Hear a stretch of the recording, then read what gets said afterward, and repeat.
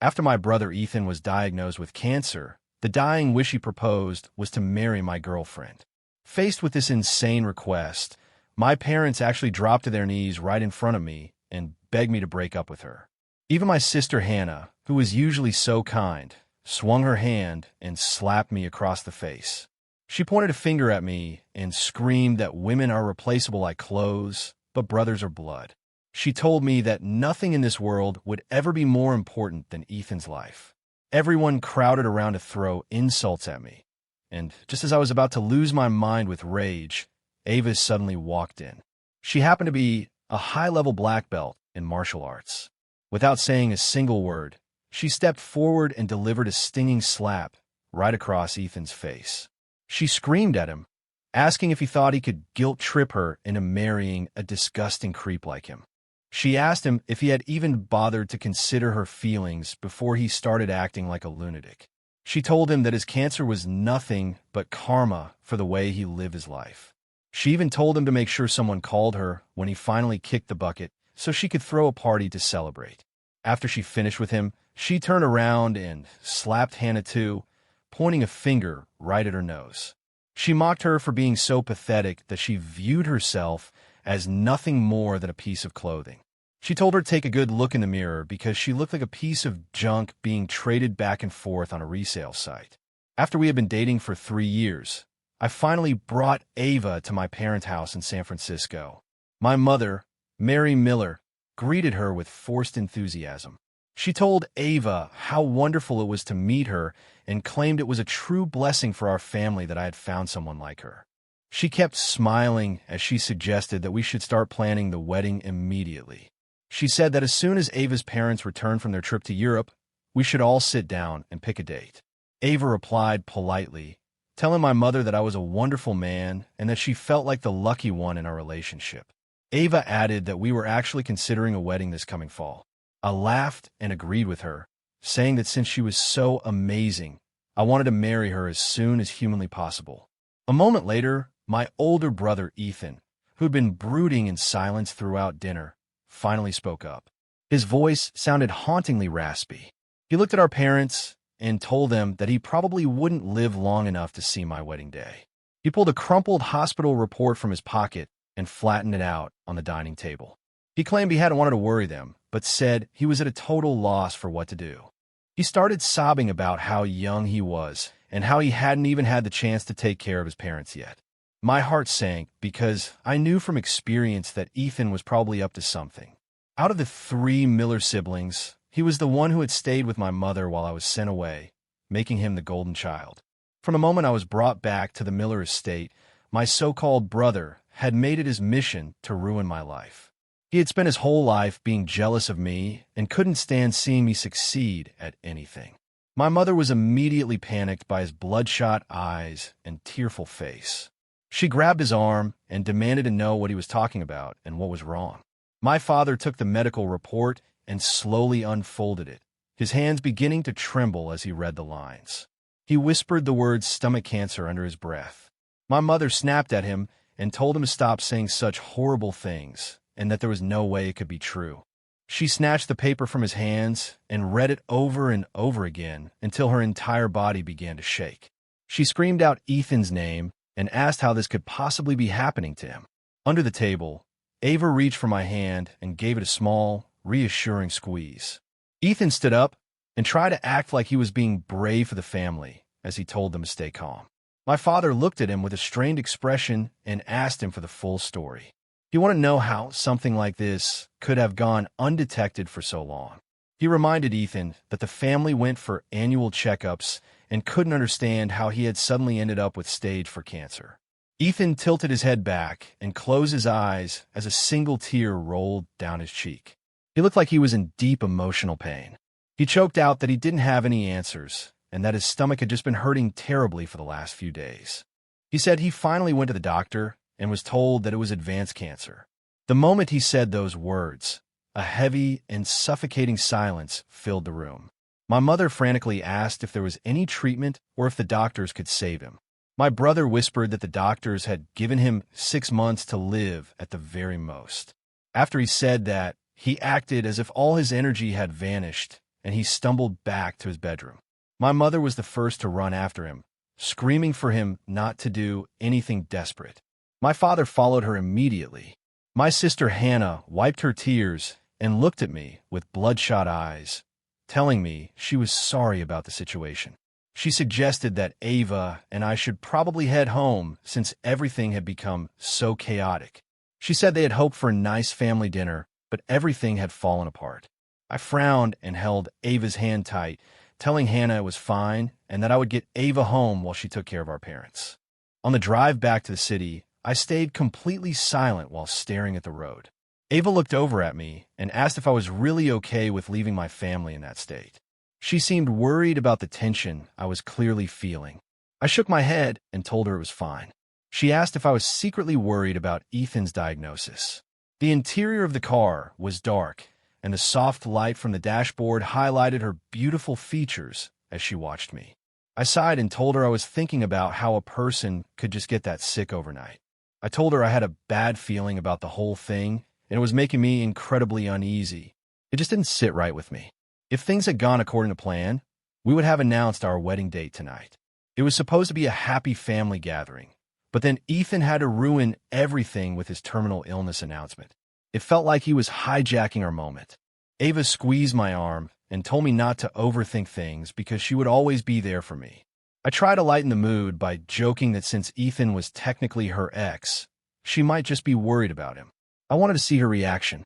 The Millers and the Sterlings have been family friends for decades. Years ago, our parents had actually tried to set Ethan and Ava up on a date. As we talked, I pulled the car into the gated community where Ava lived. After I parked, I leaned over to help her with her seatbelt. She beat me to it, leaning in to give me a quick kiss on the lips while teasingly asking if I was jealous. She had a mischievous glint in her eyes. Ava had the most beautiful, clear eyes and a perfect profile. Whenever she looked at me like that, it felt like I was the only person in the world. I pinched her cheek and told her I couldn't help it because she was just too gorgeous for her own good. She laughed and nuzzled her face into my hand, telling me that she was all mine regardless of how she looked. She reminded me that her history with Ethan was just one disastrous blind date and definitely didn't count as having an ex-boyfriend. She thought I was being ridiculous. I quickly apologized and admitted that I had used the wrong choice of words. She rolled her eyes at me and held out her arms, demanding that I carry her from the car. She was always playful like that when we were alone.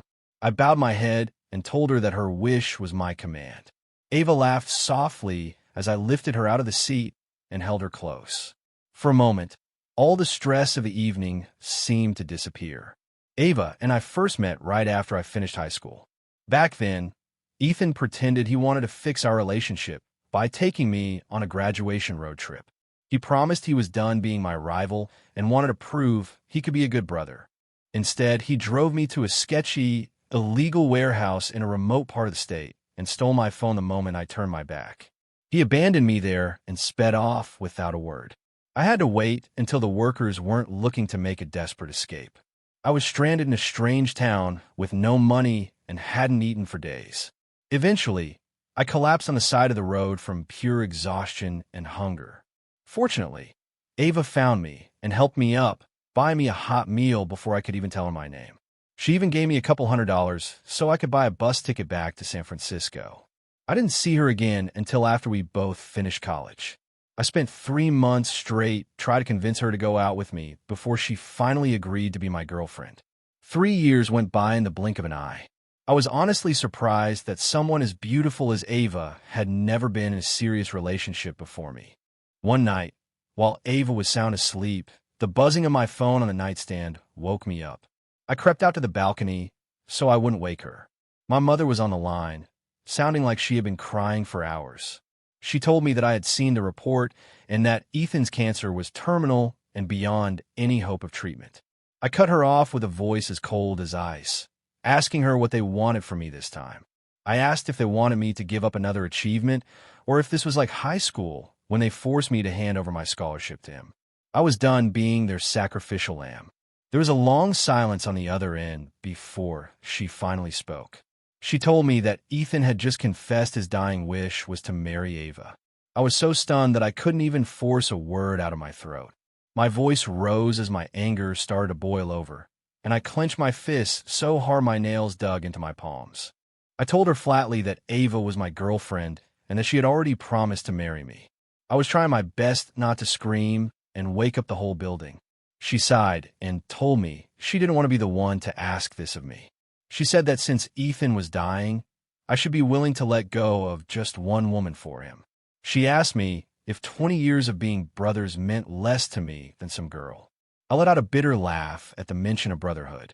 I told her that hearing her talk about brotherly love was the most ridiculous thing I had ever heard in my life. She had no right to use that word after everything that had happened. I reminded her that Ethan had been the one to organize bullies against me in middle school and had stolen my college applications in high school. I asked her why she never questioned his sense of brotherhood when he was busy trying to sabotage my entire future. He never treated me like a brother. I told her that while everyone felt sorry for him now, that he was sick, it wasn't my fault he had cancer. I demanded to know why I was the one expected to pay the price for his misfortune. All the resentment I had buried for years finally came pouring out. I didn't hold anything back and let her have it all. My words seemed to hit home because the line went silent for a long time. When she finally spoke again, her voice was thick with tears. She apologized and admitted that she and my father had failed me over the years. But then she started making excuses again, saying Ethan was just immature and didn't know any better back then. I grit my teeth and spoke very slowly so she would understand me. I told her to stop playing dumb because she knew exactly what he had done. I made it very clear that Ava was my girlfriend and I would never give her up. I told her that no one was ever going to take anything else from me again. I even told her that if Ethan had a problem with that, I wouldn't mind helping him get to the afterlife a little faster. I hung up the phone before she could respond. The night air was chilly, and I rubbed my temples, feeling completely awake and restless. When my mother gave birth to me, she suffered from severe complications and nearly died on the operating table. My father was incredibly superstitious and decided right then that I was a curse on the family who would eventually kill my mother. Because of that, he sent me away to a rural town as soon as I was a month old to be raised by my grandmother. I didn't return to what they called home until I was 12 years old, right after my grandmother passed away. It was like my parents suddenly woke up from a trance and decided they needed to make up for lost time. They enrolled me in an elite private school and made sure I was in the exact same classes as Ethan. My mother told Ethan that since I was new to the city, he needed to look out for me. Ethan, who was dressed in expensive designer clothes, gave me a huge smile and shoved a toy car into my hands as a welcoming gift. He promised her that he would take care of me and made it sound like we were going to be best friends. I was overwhelmed by his sudden kindness and just stood there staring at the toy car before giving him a shy, awkward smile. Ethan was the life of the party while Hannah was the quiet and gentle one. My parents, who still felt like strangers to me, were doing their best to act like the perfect family. For a short time, it actually felt like we were finally whole. That peace didn't last very long at all. Within a few weeks of starting school, everyone in my class began to ignore me as if they had all held a secret meeting about it. Some of the kids would even make fun of me right to my face. They would laugh at my clothes and ask how someone as poor as me managed to get into such a prestigious school. Others would complain that I spent all my time studying and accuse me of being a pretentious nerd who thought he was better than everyone else. During breaks, everyone would huddle together and have a great time while treating me like I was invisible. One day, a guy shouted across the room to Ethan, asking him if the kid in the ragged clothes was actually his brother. I looked down at my old shoes and the handmade jacket my grandmother had made for me and didn't say a word. Ethan frowned and told them to shut up, reminding them that I was indeed his brother but had just spent my life in the middle of nowhere. Hearing him defend me actually made me feel a little better. After that, Ethan would always step in whenever people started talking trash about me. But for some reason, the more he defended me, the more the bullying seemed to intensify. One afternoon while I was cleaning the classroom, a kid dumped a bucket of filthy water over my head and locked me inside. When I went to confront him the next day, I overheard him laughing and bragging to someone at the end of the hall. He was telling Ethan that he had followed the plan exactly as they discussed. He joked about how I must have been freezing all night in that empty room. My brother, the one who pretended to be my protector, just stood there with a cold and arrogant smirk on his face. Ethan laughed and said that was just the beginning of what I deserved. He said he wanted to make sure I understood there was only room for one son in the Miller family and that our parents' love and money belonged to him alone. Ava suddenly hugged me from behind, her warm body pressing against mine as she asked why I was still awake. She leaned her head against my back, and I took a deep breath to calm myself down. I told her I was just thinking about some old memories that had resurfaced. I had told Ava everything about my messed-up childhood and my family history early in our relationship. Usually, she was all smiles, but that day, she had actually cried for me. She had grabbed me in a tight hug before I could even finish my story. She whispered that she wished she could have been there for me back then. Now, she leaned against my chest and reminded me that the past was over. She promised me that whatever happened next, we would face it as a team. I pulled her closer and kissed the top of her head while nodding in agreement. Ava looked up at me with a knowing look and asked if Ethan was using his cancer to manipulate me again. I sighed and told her she had hit the nail right on the head. Ava asked if he had called me and what kind of nonsense he was spewing this time. I shook my head and told her it wasn't him directly. I tried to tell her it was just family drama and she shouldn't worry about it. She frowned and said there was no way she could just ignore it because Ethan was a classic bully. She told me he was a complete jerk who preyed on my kindness. She clenched her fist and made it clear she was tired of him picking on me. She offered to handle him for me, promising that she could make him so afraid that he would run the other way whenever he saw her. I couldn't help but laugh and told her to calm down. I told her it was my family's mess and I needed to be the one to clean it up. She gave me a skeptical look like she didn't trust me to handle it. So I jokingly surrendered. I promised her that I would try to deal with it on my own first. I told her that if things got out of control, I would definitely call in the big guns. Ava was the only daughter of the Sterling family, and they were famous for their long history in competitive martial arts. Despite her sweet appearance, she had been trained in kickboxing and judo since she could walk. That was exactly why I usually tried to keep her out of my family drama. I also didn't want her to have to witness how toxic my family really was. She shrugged and said fine for now, but I could tell by the way she was frowning that she wasn't happy about staying on the sidelines. She warned me one last time that if I got in over my head, I had to call her immediately. I smiled and promised her I would. The next morning, I was in a management meeting when my phone buzzed with a text from my mother. She wrote that she was apologizing on Ethan's behalf and asked me to let the past go. She begged me to come home and talk to him because he was refusing to go to the hospital for treatment. I simply replied that I didn't care what happened to him.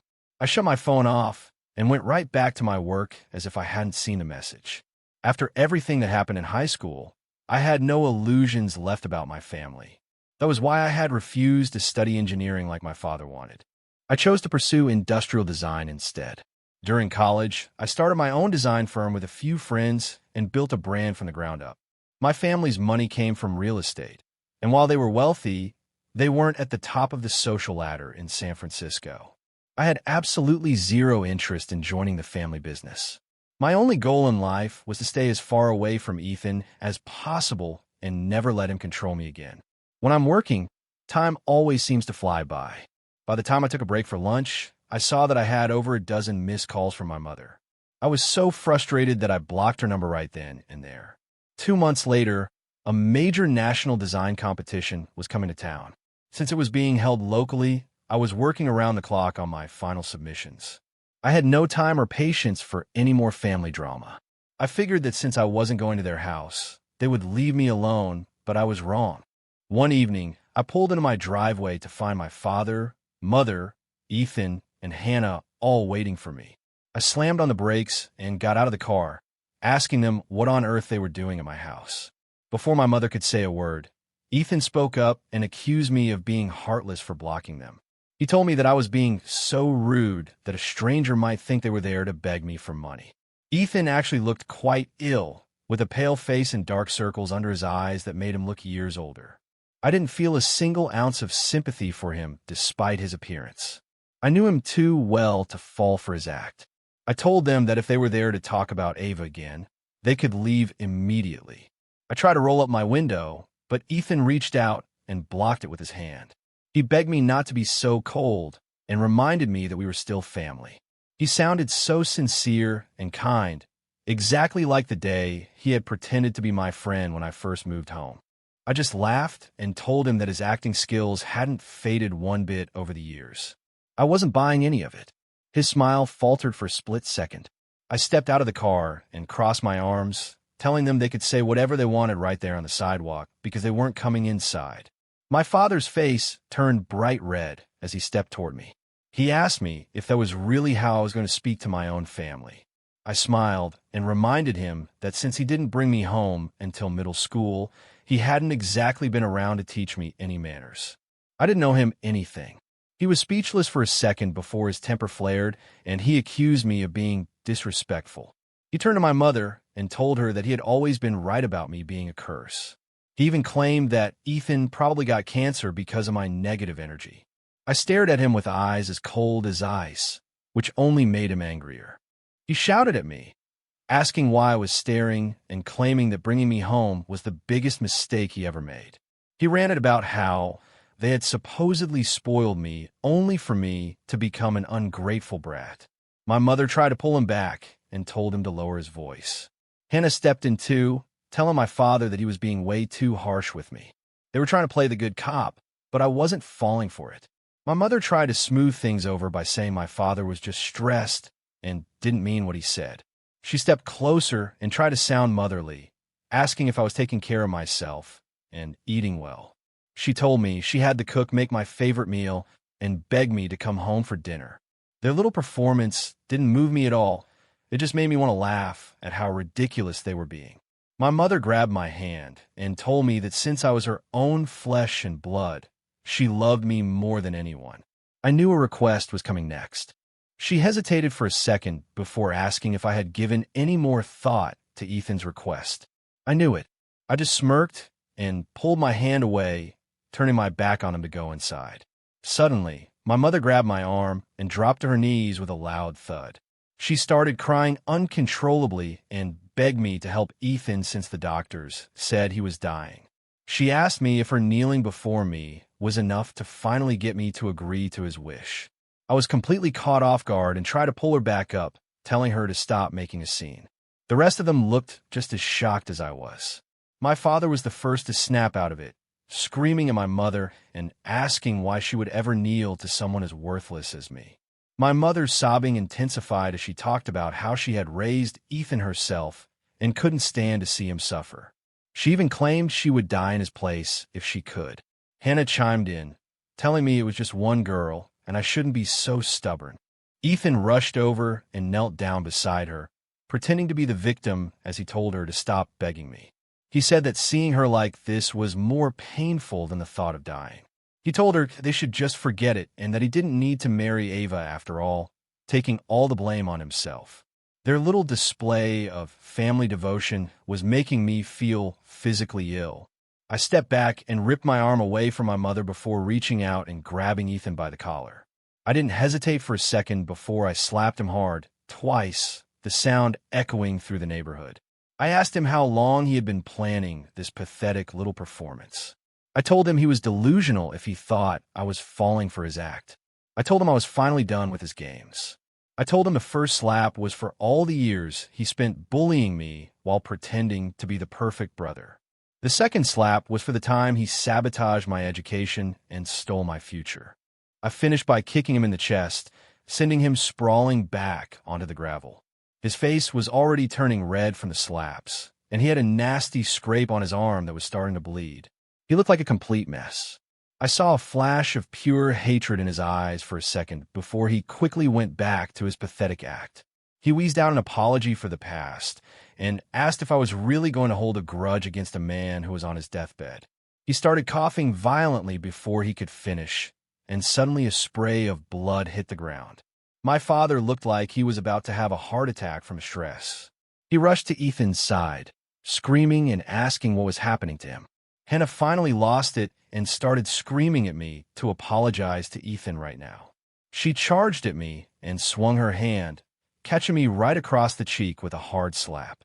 My head snapped to the side from the impact, and it took me a moment to process what happened before I looked back at her with a smirk. I asked her why on earth I would apologize to a man who had never once said sorry for all the pain he caused me.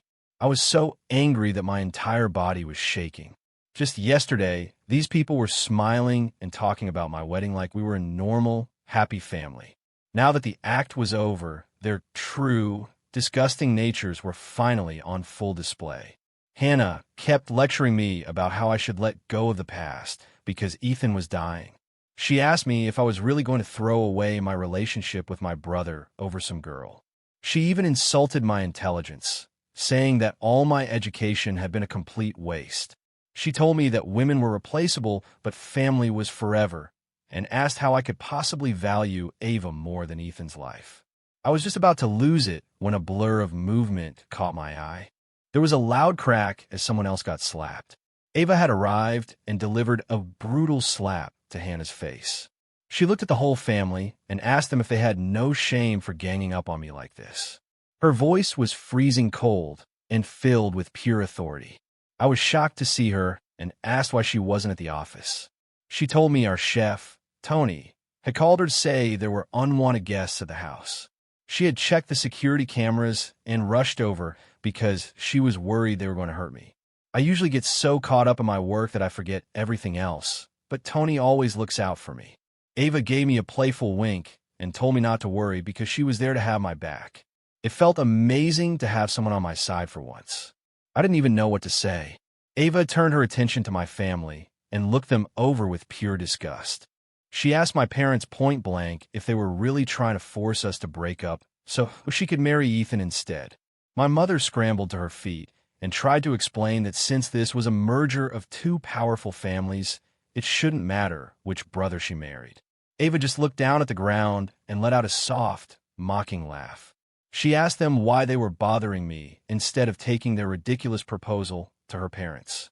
My mother just started stuttering and couldn't give her a straight answer. Ava sneered and asked if they were simply too cowardly to face the Sterling family. She looked them right in the eye and told them she knew exactly what they were doing. She said they knew she would never agree to such a thing, so they were trying to bully me into doing their dirty work for them. She called the whole thing absolutely pathetic. My father tried to use his influence, asking Ava to reconsider for the sake of our long family history. He brought up Ethan's terminal cancer again and basically begged her to do it as a personal favor to him. Ava nodded as if she were actually thinking about it before looking him dead in the eye and saying no. She followed it up with a laugh and asked him exactly when he started thinking he had the right to decide who she was going to marry. She asked if either she or I were responsible for Ethan's illness and why we should be the ones to suffer for it. My parents were completely speechless, and they looked absolutely humiliated as she tore into them. Ethan was still on the ground, looking genuinely worried that his plan was failing. He tried to act the martyr again, telling Ava not to be angry and that it was all his fault. Ava snapped at him and told him that it was obviously his fault and she had every right to blame him. She asked him who he thought he was trying to emotionally blackmail. She told him he was a disgusting creep and asked why he thought she would ever even consider marrying him. She made it clear that she wouldn't touch him with a 10-foot pole. My father was shocked by her bluntness and asked how she could be so disrespectful. I had to bite my lip to keep from laughing out loud. Everyone knew she was a wealthy socialite, but few people realized she had a mouth like a sailor when she was truly angry. Ethan struggled to his feet, trying to look as frail as possible while claiming he truly loved her and didn't have much time left. Ava wasn't moved at all and just gave him a massive eye roll. She told him that even on his deathbed, he couldn't stop being a fake. She said his cancer was just karma finally catching up to him for being a terrible person. She even told him to make sure she was invited to his funeral so she could bring fireworks and celebrate his departure. Her outburst left everyone in total shock. Hannah, still holding her cheek, weakly suggested to our parents that they should just leave. Ava blocked her path and pointed a finger right at her face. She asked Hannah if she had given her permission to leave yet. She brought up the comment about women being like clothes and told Hannah that she was the only one who was cheap and worthless. She mocked Hannah for being passed around by different men and said she was worth less than a piece of used junk. She warned Hannah that while I was too much of a gentleman to hit a woman, she had no such problem. She told her that if she ever touched me again, the consequences would be severe. She looked absolutely terrifying in that moment. I tried to say something, but Ava cut me off before I could get a word out. She announced to everyone that I was the only man she was ever going to marry. She made it sound like a sacred oath. After her declaration, she reached out and squeezed my hand tightly, hidden from the view of the others. Ethan stood there with his fists clenched and his jaw tight, his eyes burning with pure, unadulterated hatred for me. Ava didn't even acknowledge his existence and turned to my father instead.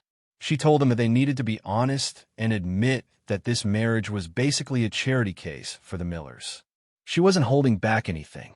The Sterlings were a massive force in the tech industry and were doing better than ever.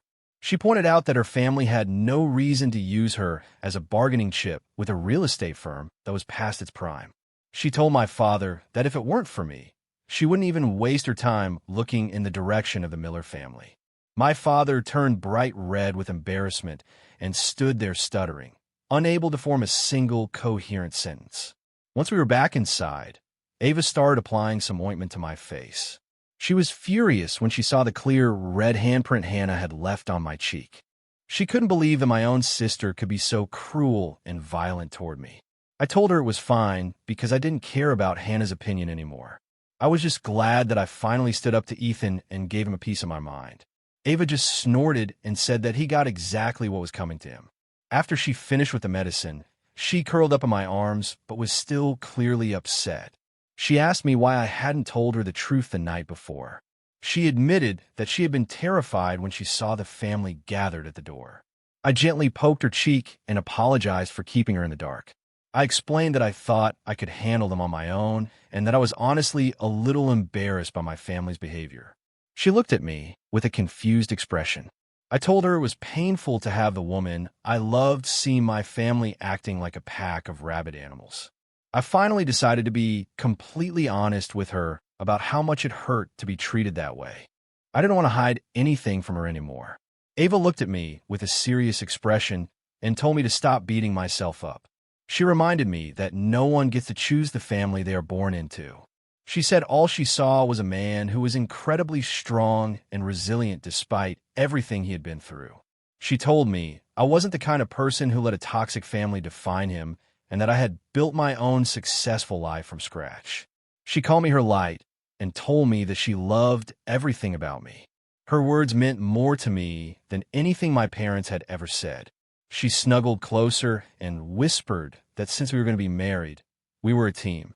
She told me that we would face every challenge together from now on. She said that was exactly what being a couple was all about. A wave of warmth spread through my entire body as I looked at her. I took her face in my hands and gave her a long, deep kiss. Ava smiled and joked that if I kept kissing her like that, she might have even more nice things to say about me. I laughed and told her she was right and that I needed to get back to work so I could provide for our future. She gave me a playful pout, but I could tell she was happy. I felt like I could take on the world as long as she was by my side. When Ava's father, Mr. Sterling, heard about the Miller family's plan, he was absolutely livid. He called my father and told him that if he ever tried anything like that again, he would cut all business ties with the Millers forever. He made it clear that they were dead to him. Ava asked me if I wanted to do anything more to get back at Ethan. I told her that with her father's threat, Ethan was pretty much finished. I had already stood up to him, and his cancer was doing the rest of the work for me. He was already on his way out. I told her that I was done wasting my energy on people like him, and that I had too much work to do to care about his drama. Ava leaned in and whispered that I was far too nice. She bet me that Ethan wasn't finished and was already planning his next move. She warned me that guys like Ethan never knew when to quit. Her prediction came true less than 2 weeks later. We were attending a reunion for her college friends when Ethan suddenly showed up at the event. The moment I saw the smug look on his face, I knew Ava was right. When it was time for introductions, Ava laughed and told everyone that since guests were allowed, she had brought her future husband along for the free food. She seemed completely unbothered by Ethan's presence. I joked that I was technically still just her fiancé. Ava just grabbed my arm and playfully pouted, telling everyone that in her mind, I was already her husband and that was all that mattered. Out of the corner of my eye, I could see Ethan glaring at me with pure jealousy. Her friends were all laughing and teasing me, saying how lucky I was to be successful and have the most beautiful girl in the room. They all seemed to think I was living the dream. Everyone was asking for wedding invitations, and I was happily chatting with them. Then, someone suddenly asked a very awkward question. They asked if Ava had actually been dating Ethan in the past. The person claimed that back in college, everyone thought Ethan and Ava were about to get engaged. The room went silent instantly. I saw Ethan's expression freeze and realized he had probably been the one spreading those lies for years. I was about to say something, but Ava squeezed my arm and spoke up first. She asked the person where they heard such a ridiculous story. She told the whole room that her history with Ethan was nothing more than one terrible blind date and warned them not to spread rumors. She was more serious than I had ever seen her before. The person who asked the question looked incredibly embarrassed and quickly apologized. They said they didn't mean to cause any trouble. They explained that back in school, people thought they were a good match because of their family's similar status and futures. They admitted they had heard a lot of talk about a potential marriage. Ava's expression turned into a mask of pure coldness. She looked around the room and demanded to know who was responsible for starting such a pathetic rumor. The tension in the air was thick enough to cut with a knife. As everyone stayed silent, I noticed something interesting. Ethan was looking down and nervously tapping his fingers on the table. I knew that was his tell whenever he was lying or felt guilty. One of her friends tried to break the tension by changing the subject. They suggested that everyone should just focus on having a good time and forget about the past. I gave Ava's hand a reassuring pat and tried to get her to relax. I told her it was all in the past and pointed out that they were serving her favorite dish. I offered to get her some food, and I could see her anger start to fade. We tried to get through the rest of the meal in peace. I had intended to spend the entire night ignoring Ethan as if he were invisible. I wanted to just pretend we were strangers, but he clearly had other plans. He was determined to make a scene. Right in the middle of dinner, he looked at Ava and said how much he regretted letting such a wonderful girl slip away. The sheer audacity of his comment made my skin crawl with disgust. I put my fork down and told him that if he couldn't control his mouth during dinner, he was going to have a lot more regrets in the near future. One of Ava's friends quickly tried to intervene before things got violent. They reminded Ethan that Ava was already taken and that his regrets were way too late. But Ethan just ignored them and tried to put some food on her plate, claiming he remembered she liked it. He was being incredibly disrespectful. He reached over with his fork, but the entire table went silent as they watched the awkward interaction. Before he could even place the food, Ava put her hand up to block her plate. She wasn't having any of it. She told him she wasn't interested in anything he had to offer. She said she much preferred the ribs I made for her at home. Ethan's face immediately darkened as he was publicly rejected. He tried to play it off with a fake laugh, saying he was being foolish for worrying about her food when her fiancé was right there. He was always good at acting like the misunderstood nice guy. Finally, his pathetic little performance came to an end. Once the party was over, everyone paid their tabs and started heading toward the exit. I was ready to leave him behind and never look back. Most of the group had already left when one of the guys was stuck holding up a completely wasted Ethan. He looked at us desperately and asked if we could give him a ride home because he had another event to go to. Ava was annoyed and suggested he just call an Uber for him. I thought about it for a second and then told her friend to go ahead. I said I would take care of Ethan. Ava looked at me like I was crazy, but I just gave her a small smile. I told her that since he was my brother and supposedly dying, I couldn't just leave him in that state. I suggested we take him back to our place for the night. On the way home, I casually mentioned to Ava that the computer in our guest room was getting too slow. I told her I tried to use it for a project the night before, and it was lagging terribly. I said I was lucky I hadn't lost any of my work. Ava looked confused and reminded me that the computer was fairly new. I cut her off and insisted it was failing. I told her that the competition was too important for us to take any risks with the equipment we were using. Ava laughed and said I was clearly just looking for an excuse to buy a new graphics card. She told me to go ahead and buy whatever I needed for my work. She was always supportive of my career. I didn't say anything as we sat at a red light. Ava looked back at Ethan passed out in the back seat and asked if I was serious about letting him stay with us. I just told her I couldn't help being a nice guy and treated it like I was rescuing a stray animal. Ava reluctantly agreed, but made me promise to kick him out first thing in the morning. When we woke up the next day, we found that Ethan had already let himself out. He was gone before we even had breakfast. Ava had actually gotten up to make sure he was really gone before she came back to wake me up. She told me she had a weird feeling about Ethan's behavior from the night before. She thought something was definitely off. I was still groggy and asked her what she meant. She pointed out that for a guy with terminal stomach cancer, Ethan had been drinking an incredible amount without showing any signs of being in pain. That observation immediately woke me up. I asked her if she thought he was faking the whole thing. Ava said she was almost sure of it. I remembered that his medical report was from the city hospital in Oakland and suggested we go there to verify his records. Ava told me to focus on my design competition and said she would take care of the investigation. I gave her a kiss on the forehead and thanked her for being so observant. I honestly hadn't even considered that he might be lying about something so serious. Later that day, while the studio was in the middle of a frantic work session, my assistant David came running into my office. He was shouting that our secret design drafts had been leaked all over the internet. My entire team was in a panic as they scrambled to their computers to see the damage. The leak post already had tens of thousands of likes and was going viral. My lead designer was furious and demanded to know who had betrayed us. My team of junior designers looked at me with pure terror, asking if this meant we were disqualified from the competition. They had put months of hard work into this project and were devastated to see it leaked. I was their only hope for a solution. I told everyone to stay calm and actually look at what had been leaked. I pointed out that the images online were just our early conceptual sketches and were nothing like the finished designs we were submitting. The room instantly felt a lot less tense. One of the guys admitted he was so panicked he hadn't even checked the details. I told them that while the leak wouldn't hurt our chances of winning, we still needed to find the person responsible. I told David to call the police immediately. Later that day, I showed up at my parents' house with 2 police officers.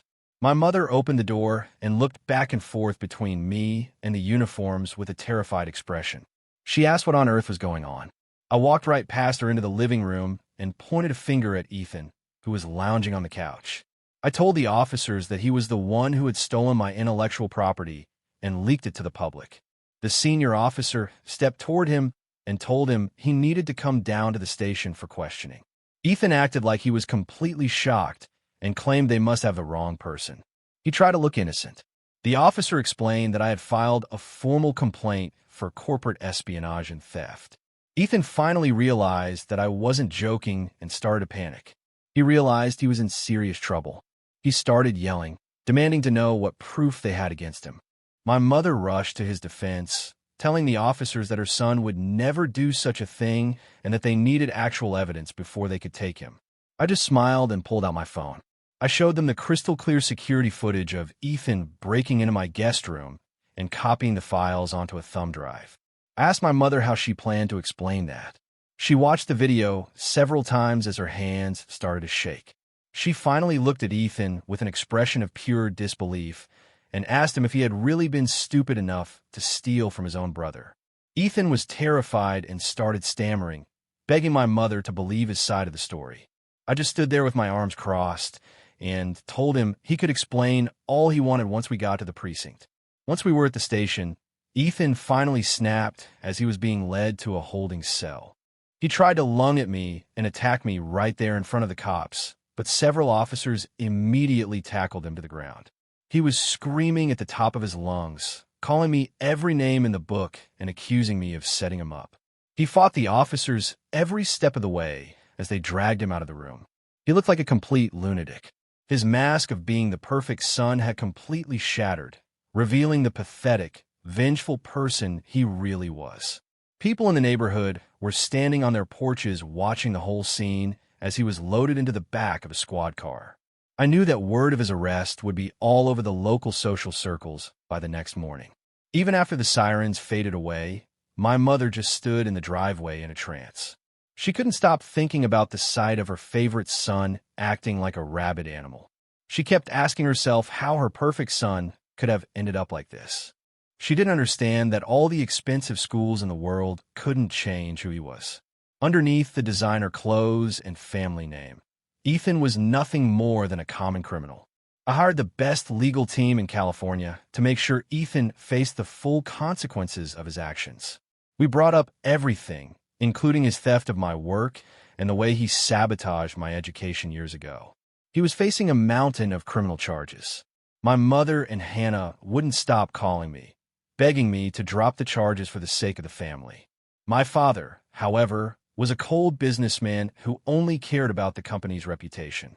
He had finally realized that Ethan was a liability and was done trying to protect him. Instead of asking for mercy, my father went to the jail and slapped Ethan right across the face. He told him he was an embarrassment to the Miller name and that he never wanted to see him again. He was only concerned about the PR nightmare. My mother tried her usual tricks, crying and even threatening to hurt herself if I didn't help him. I responded by playing the security footage on the giant TV in their living room on a continuous loop. I wanted her to see exactly what kind of person her son really was. Even after seeing the proof, my mother still tried to use his illness as an excuse to avoid punishment. She asked me if I was really heartless enough to let a dying man spend his final months in a prison cell. Hannah agreed, saying I was being unnecessarily cruel. Hannah claimed that since my parents had raised Ethan themselves, my actions were like stabbing our mother in the heart. I was struck by how insane the whole situation was. I looked at them and asked if they even consider me to be their son at all. That question finally made them shut up. After a long, awkward silence, my mother tried to say that because we were family, we should all just forgive and forget. She couldn't even finish the sentence because she knew how ridiculous it sounded. She knew she had no logical argument left. My heart felt like it had been turned into a block of ice as I looked at her. I told them to stop talking because Ethan had made his choice and now he had to live with the consequences of his crimes. I told my mother that I appreciated her raising me, but I was done being a part of their drama. I promised to send her a generous amount of money every month to take care of her, but I made it clear that I never wanted to see any of them again. A small part of me had always hoped that they would eventually see the truth and apologize to me. But at that moment, even that tiny bit of hope was completely destroyed. I realized they would never change.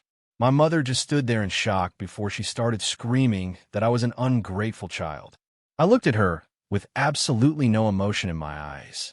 I told her that if she and Hannah didn't leave my house immediately, I was calling my security team to remove them. They realized they weren't going to get anything else from me and finally left, complaining the whole way out. My house was finally quiet again. That night, Ava snuggled up next to me as we were getting ready for bed. She told me our housekeeper mentioned my mother and sister had stopped by again. She asked if they had given me a hard time. I told her it was just more of the same nonsense about helping Ethan and that I had kicked them out. Ava suggested that I should tell the front gate security to put them on the permanent ban list. She also scolded me for bringing Ethan home without telling her first, saying she had been incredibly worried. She was still a little annoyed about that. I laughed and told her I was just afraid she would have called him out on his lies the second he walked through the door. Ava pouted and joked that she was taking back everything she said about me being a nice guy. She said I was actually quite the schemer. I asked her if she had any regrets about marrying someone as devious as me. She actually took a moment to think about it before telling me that she actually loved me even more for it. I felt like the luckiest man alive. I didn't know what to say to that. The truth was, I had always been good at protecting myself. Back in school, when people bullied me, I would secretly record them and gather evidence until I could get them expelled. I learned early on that being nice wasn't enough to survive. Even during senior year, I had caught Ethan trying to sabotage my college applications. I logged in an hour before the deadline and saw everything had been changed, but I was prepared and fixed it in time. I made sure to save all the proof of his interference for later. Honestly, none of Ethan's pathetic attempts to ruin my life ever actually worked because I was always 3 steps ahead of him. Ava was right about me not being a total saint. I had never been the kind of person who let others walk all over him. We knew that Ethan would try to use his cancer diagnosis to avoid going to prison. Before his sentencing, we decided to get ahead of him and contacted the administration at Oakland General Hospital. We wanted to make sure his medical records were legitimate. When we looked into his original report, we confirmed that it was a total forgery. We arranged for a new, court-ordered physical exam to finally expose his lie in front of everyone. However, when the results came back, the room went completely silent. It turned out that Ethan actually did have stomach cancer, but it was in the very early stages. He'd spent his whole life being bitter and living a self-destructive lifestyle full of drinking and stress. His body had finally started to pay the price for his choices. When I visited him in the hospital, he looked like a shell of a man. I told him that karma always has a way of finding people eventually. I asked him if he ever thought his fake coughing up blood act would actually become a reality. Ethan could barely speak, but he managed to whisper that he admitted defeat this time. I told him that I didn't care about winning or losing and that he had brought all of this on himself. He suddenly grit his teeth and started to growl in frustration. He screamed at me, asking why he was the one dying when it should have been me. He exploded with rage, acting like a cornered animal as he yelled that I should have just stayed in the country where I belonged. He was furious that I had ever come home. He accused me of stealing our parents' attention and my academic success from him. He screamed that I should have died in that small town with our grandmother. I just watched his breakdown with absolutely no emotion. I reminded him that I only came back because my grandmother had died and I had nowhere else to go. I told him that I never wanted to compete with him for anything. I even reminded him that I never used any of the expensive things our mother bought me because I didn't care about their money. I told him I had preferred my grandmother's handmade clothes over their luxury brands any day. I made it clear that I never valued the wealth or status that he was so obsessed with. Ethan just stared at me in silence for a long time, looking completely stunned. Suddenly, he started banging his head against the hospital wall and screaming that he hated my self-righteous attitude. He claimed that my lack of interest in the family fortune was just an act, and that I was the most arrogant person he had ever met. He confessed that he never even liked Ava and only wanted her because she was mine. He said his only goal was to take away anything that made me happy. I stood up and looked down at him with pure pity, telling him that he was a truly sick and broken individual. I turned my back on him and started to walk out. As I reached the door, he screamed at me that he was the one who had sold me into that illegal warehouse ring during our high school trip. He laughed and said his only wish was for me to die in that place and never show my face again. I walked back and punched him square in the mouth, calling him a complete psychopath. I then went to speak with his lead physician. The doctor confirmed that in addition to his cancer, Ethan was suffering from severe mental instability. I told the doctor that his diagnosis didn't surprise me at all. I asked the medical team to do everything they could to treat his cancer. I insisted that they use the most advanced and expensive medications available. I told them the Miller family would cover all the costs. I explained that I wanted Ethan healthy enough to actually survive his entire prison sentence. I also asked them to keep him under a 24-hour watch so he couldn't hurt himself or anyone else before he was transferred to a cell. The doctor promised they would take good care of him. After leaving the hospital, I drove to a large amusement park in the middle of San Francisco. I didn't ride any of the attractions. I just needed a place to walk and clear my head. My mind was filled with memories of my grandmother and all the years I spent fighting to survive my family. Seeing Ethan finally face justice didn't make me feel joyful, but it did make me feel like a massive weight had been lifted off my shoulders. I felt like I could finally breathe for the first time in my life. I realized that I would never have to look over my shoulder for my brother again. As I was walking, a loud, cheerful voice came over the park speaker system. It was an announcement telling little James that his mother was waiting for him at the main gate. I was mortified for a second before I realized that Ava was the only person who would pull a prank like that. I hurried toward the entrance, feeling embarrassed, but the moment I saw her standing there, I couldn't help but smile. She had a way of making everything better. She waved at me with a huge grin and said she knew exactly where to find me. I pulled her into a hug and asked why she wasn't at the office. She teased me and said that if a workaholic like me was taking a break, she definitely needed one too. She grabbed my hand and told me she was going to spend the day making sure I had some fun. When I asked what we were celebrating, she winked and said we were celebrating the fact that the nightmare with Ethan was finally over. It was definitely a reason to be happy. I looked at her and told her how much she meant to me. I said that after a lifetime of struggling through the dark, she was the best thing that ever happened to me. I felt like I finally found a real home with her. Ava started to make a joke, but stopped as her eyes filled with tears. She told me that I didn't just get lucky and that everything I had achieved was because of my own hard work and strength. She was my biggest fan. 2 months later, we had our dream wedding on a perfect autumn day in Napa Valley. We were married in a small, beautiful church surrounded by vineyards. It was the happiest day of my life. My mother was too busy at the hospital with Ethan to care about the wedding, and I hadn't even bothered to send her an invite. The church was filled with our actual friends and colleagues who had supported us through everything. They were the people who truly mattered. Hannah sent me a short text wishing me a happy marriage, which I ignored. My father actually showed up and tried to apologize for all the years of neglect. He blamed everything on his superstitions and tried to act like he regretted his choices. I knew exactly why he was there, and it wasn't because he felt bad. He was only reaching out because Ethan was a failure, and I was now his only successful heir. It was a cold, calculated business decision, not a father's love. I had no feelings left for that man or the Miller name. I just told him to leave the past where it was and made it clear that I had no interest in being a part of his family business ever again. The day after our wedding, we drove out to the small town where I grew up to visit my grandmother's grave. She was the one who had actually raised me and taught me how to be a decent man with a moral compass. As we stood there looking at her photo, I held Ava's hand and promised my grandmother that I was going to be okay. I told her that Ava and I were going to build a beautiful life together and that she could finally rest in peace. A soft breeze blew through the trees as if she were answering me.